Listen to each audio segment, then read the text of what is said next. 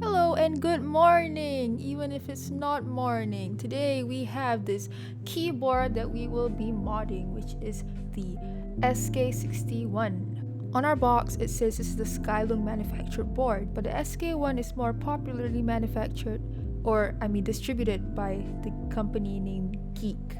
There are also an option from a company named Yunzi. This is an OEM board, so all of them are pretty much the same, just differently labeled. This board comes in two different colorways, this white and gray one and another white and pink one with a little bit of green, and I don't really like that. This isn't really a review of this board, so I'm not going to go in depth, but you can check out this video from a YouTuber named Wildcat. It's really informative and you should go check that one out. Alright, so we are using Super Lube for our stab wires, Krytox 205 Grade 0, the cult favorite for our switches. Jumping into this little time lapse. What was I gonna say? This time lapse of pulling out the keycaps, and then later, I'll show you what's inside, I guess. If you wanna let your friends have some experience in modding a keyboard, aka you get lazy, then just drag them in there and get them involved. The SK61 comes with really interesting keycaps. They don't come with the regular OEM keycaps that most gamer keyboards have. They come with these nice XDA profile keycaps, and they are made from a thick 1.5mm dye-sub PBT material, so not double shot. And the switches in this board are Gateron Optical Browns. Ooh, there's a hair in there. Don't look at it. So a key feature of this board is that it actually uses Hotswap sockets, and they are Hotswap for optical switches. So unfortunately you can't put in normal switches in there, but you can switch between a Gateron brown or Gateron red, I guess. This also makes the board sort of waterproof. So here I'm just trying to open this switch with a pair of tweezers since I don't have a switch opener, and the struggle is real. Just look at it. Just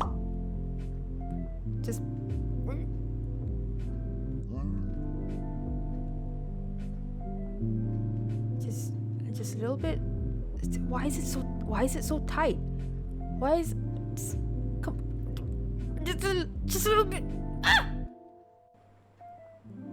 Got it. So usually optical switches don't have contact legs because they're optical, but the browns, because they are tactile, still have legs to create that tactile bump.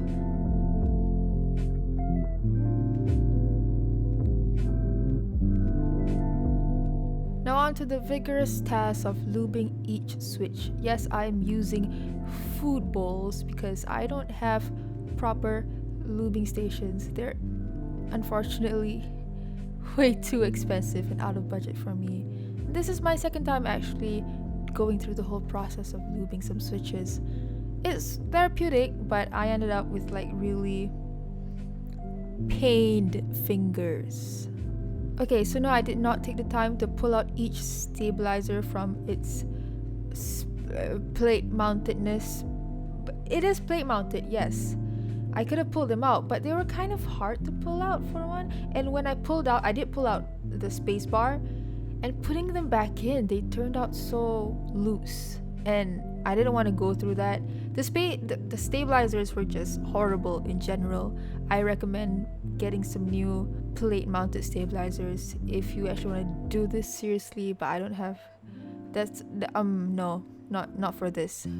Just a forewarning though, the stabilizers made this ticking sound, and I've seen that some people do have this issue and it's really hard to fix, so I apologize for the ticking sounds coming up right now.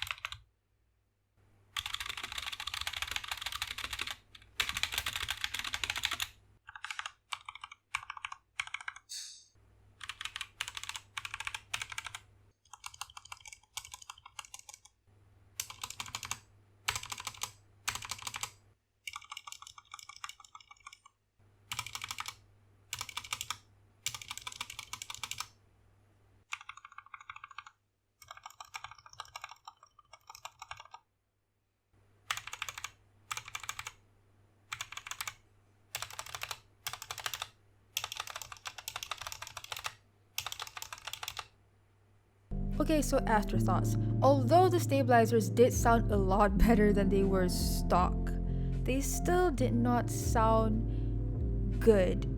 They had this unfixable ticking sound that, if you look it up, I have no idea how to fix it.